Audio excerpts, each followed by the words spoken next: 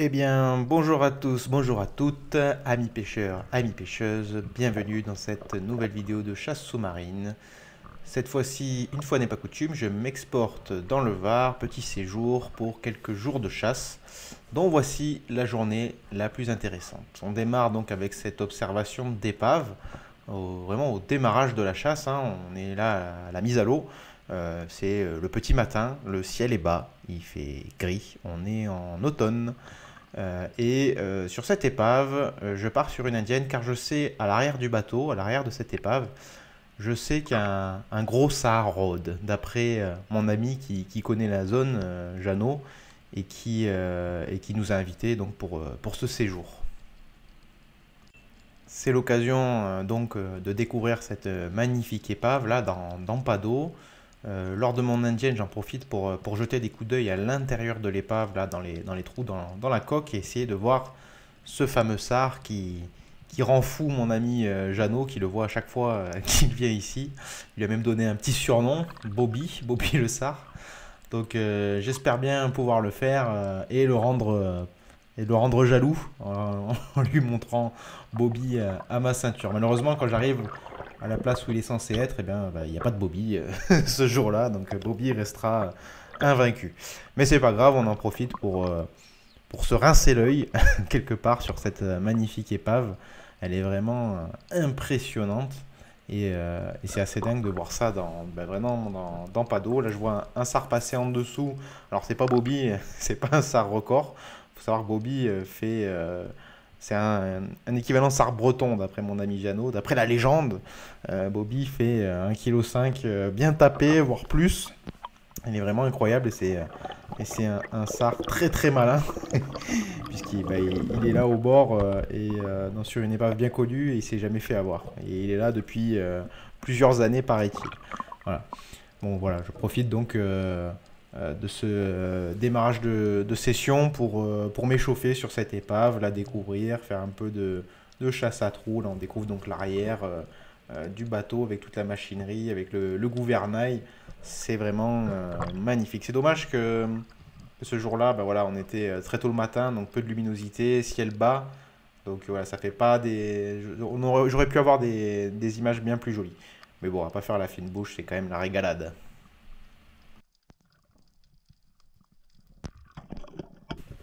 C'est dommage de ne pas y voir Bobby et pas plus de vie. D'ailleurs, alors on voit qu'il y a un peu de manche, des castagnols, etc. Mais il n'y a pas de. Je m'attendais à avoir beaucoup de sars sur ce genre d'épave là au petit matin, voire même des prédateurs qui rôderaient autour. On peut imaginer des barracudas. Je sais que dans ces coins-là, il y en a pléthore. C'est pas le cas ce matin-là, malheureusement pour moi, mais c'est pas grave. On prend le kiff quand même. Et puis de toute façon, on n'est pas là pour ça. On est là pour faire du beau poisson. Donc là, j'avais pris ce petit fusil là. C'est mon copain Jeannot qui me l'avait prêté.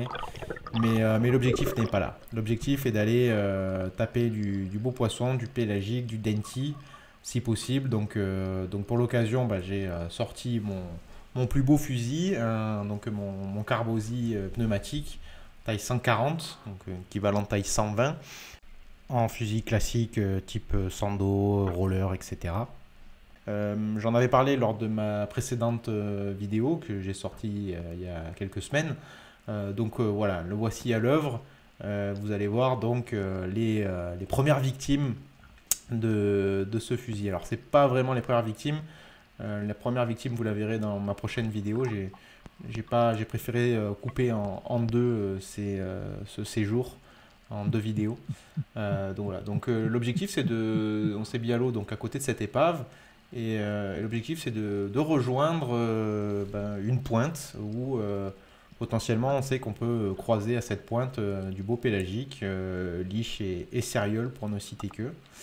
Voilà, donc en chemin, voilà, on s'échauffe et puis on essaye de prendre quelques informations.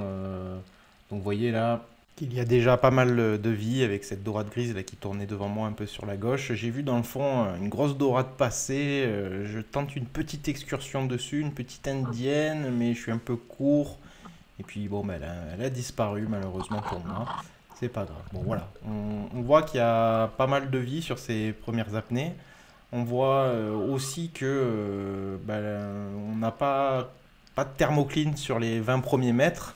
J'ai pas plongé beaucoup plus profond, donc en fait je n'ai jamais trouvé cette thermocline. Donc la thermocline c'est la couche, c'est la différence entre la couche d'eau chaude et la couche d'eau froide. Souvent elle est bien marquée, c'était pas le cas aujourd'hui, et souvent la vie se situe ici. Donc dans ces cas-là, eh bien, en fait, on remarque plus profond, là, au-delà des 20 mètres, donc là justement je suis sur une apnée au-delà de 20 mètres, et ben, c'est assez désert. La vie est plutôt en haut, plutôt proche de la surface. Et donc voilà, ça c'est une information précieuse avant d'arriver sur la pointe. Malheureusement pour nous, la pointe finalement, c'est une pointe où les zones peu profondes sont très pauvres, enfin elles sont très étroites plutôt, alors que c'est un spot vraiment pour chasser profond.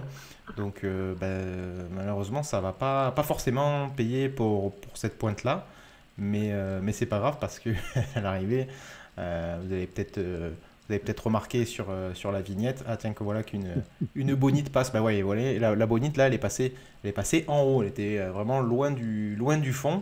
Et sur le fond, on voit que c'est assez désert, quoi, hein. Il y a très peu de manches, quelques petits sards, mais c'est pas folichon. Et pourtant, c'est censé être une zone assez dingue niveau vie. Donc là, j'hésite sur ce sard. Et puis, non, je suis pas là pour ça. Les sards, j'en prends régulièrement chez moi. Je vais pas me fatiguer à descendre à 20 mètres et plus pour tirer sur du sard. Donc, je le laisse partir. Donc voilà, donc ces apnées là en chemin. Elles sont pas très fructueuses, donc j'ai passé ça très rapidement. Vous voyez la mange là, elle est un peu plus haute dans la couche d'eau.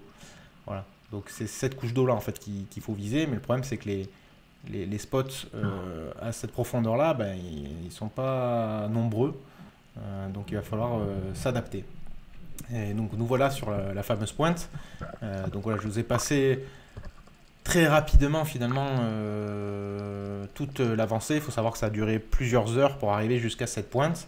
Et quand on arrive à cette pointe, eh bien, les conditions sont presque parfaites en fait, puisque on voit qu'il y a de la vie, il y a du courant. Vous allez le voir là, on va le voir dans les herbiers de Posidonie qui sont brassés par les courants. Enfin, voilà, il y a à peu près tous les ingrédients pour faire une belle pêche. C'est encore tôt le matin. Il y a du courant, il y a de la vie, il y a du poisson, on est sur le bon spot, on est à la meilleure saison de l'année, à savoir l'automne. Il y a de la mange, mais malheureusement pour nous, il n'y a pas de prédateurs. Et vous voyez cette pointe comme elle est vertigineuse. Là, je suis déjà à une quinzaine de mètres et le tombant continue à couler vers les grands fonds. C'est assez impressionnant. Il y a en effet plus de presque 40 mètres, je crois, en bas du tombant, donc à quelques mètres de la falaise, à quelques mètres du bord, vous avez déjà 40 mètres. Voilà, on va beaucoup agachonner, et puis finalement, on va rien voir. Donc je vous passe ça rapidement, et puis on va attaquer le retour. Et sur le retour, alors que je nage à la surface, vous les avez vus, là sur la gauche, deux petites cérioles de limon. Alors je fais une coulée, en espérant qu'il y en ait une qui décroche, et c'est le cas. Voilà, elle se positionne bien et je tire pleine tête, super. C'est un tir qui est pas évident parce que aucune stabilité, hein. Vous êtes enfin je suis en feuille morte là entre deux os, mais la céréole s'est approchée suffisamment près. Et puis avec ce fusil, même en tir longue distance, il y a largement la capacité, la puissance pour transpercer un animal de cette taille. Alors c'est pas une céréole record, loin de là. On est sur du poisson qui fait 4 kilos, alors 4 kilos vidés, donc c'est un peu plus. Là, j'ai tiré mine de rien dans le bleu. Vous n'êtes pas forcément rendu compte, mais il y avait pas loin de 5 mètres. Et le poisson est presque sur le fil, quoi. Donc vraiment impressionnant ce gun.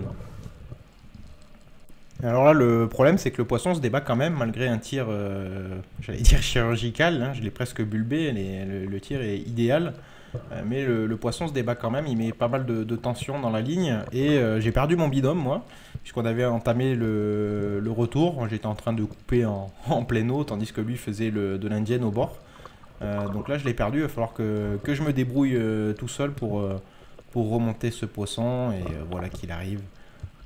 C'est vraiment magnifique comme poisson. Puis alors dans l'assiette c'est incroyable aussi, hein. La céréole c'est un de mes poissons préférés, c'est vraiment excellent.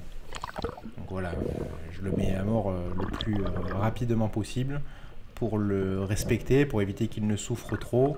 Et puis pour éviter tout risque qu'il reparte, d'emmêlement, etc. Pour me simplifier la vie. Voilà. Et là, je suis content, je peux laisser exploser ma joie.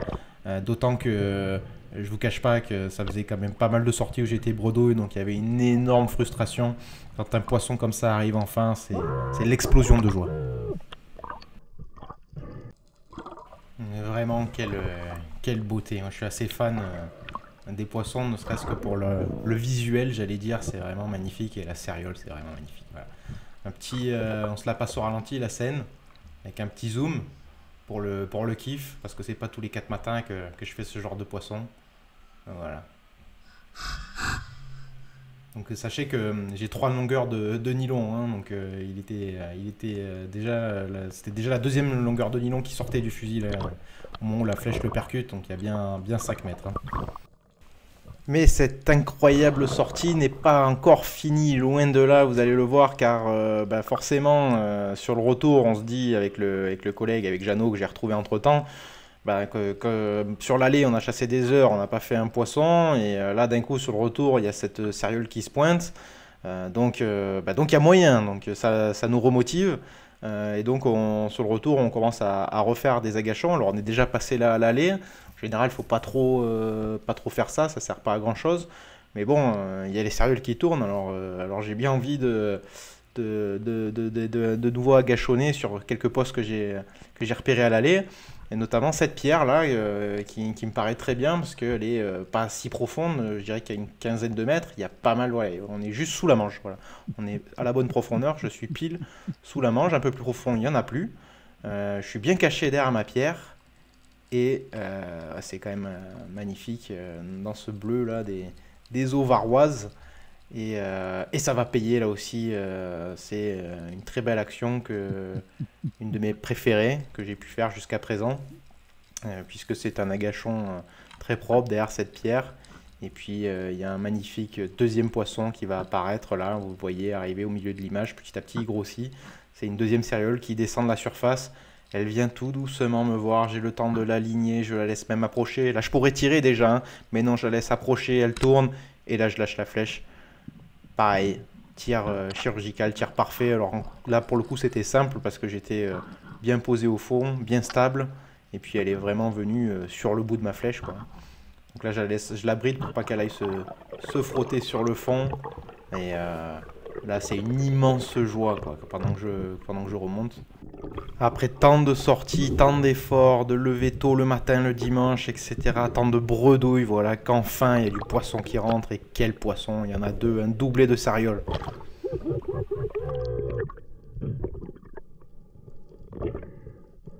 Génialissime, je les ai pas volés, je vous le dis.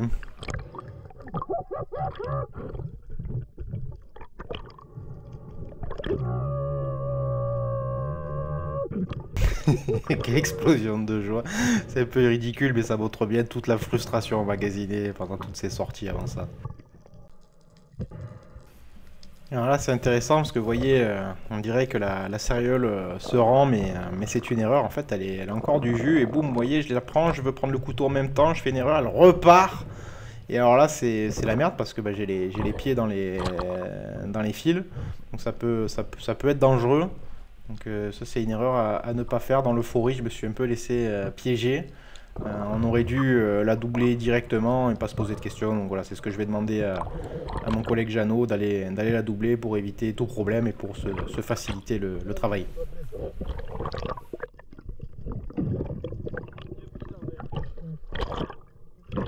Pour les mobiliser. Pour les mobiliser.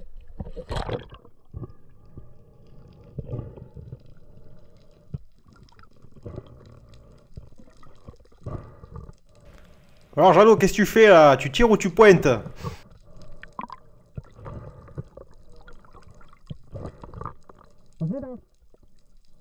Allez, c'est le moment. Dans l'œil.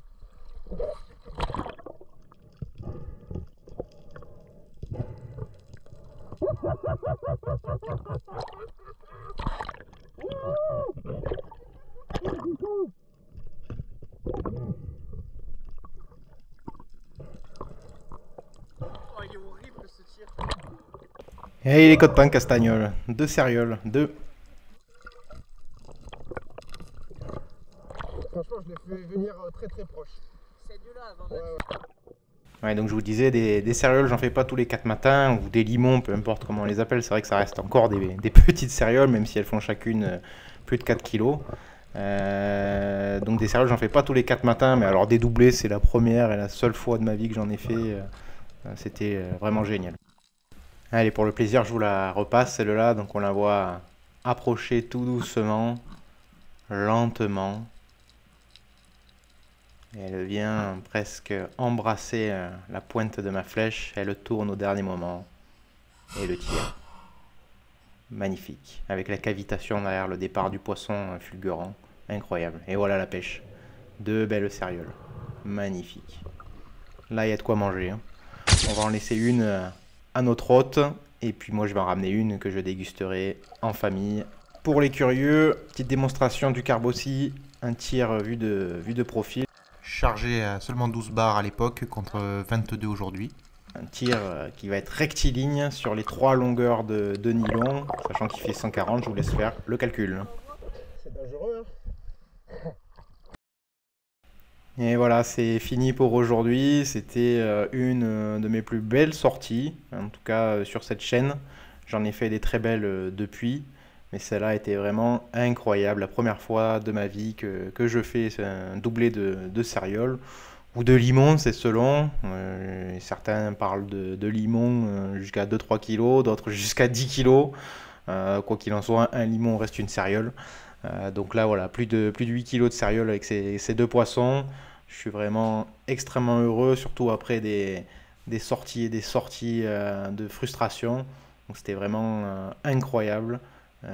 Décidément, le Var, je l'ai déjà dit dans de précédentes vidéos. Je me suis fait retoquer d'ailleurs par des Varois, mais c'est vraiment un endroit incroyable pour la chasse sous-marine et pour les paysages aussi. Voilà.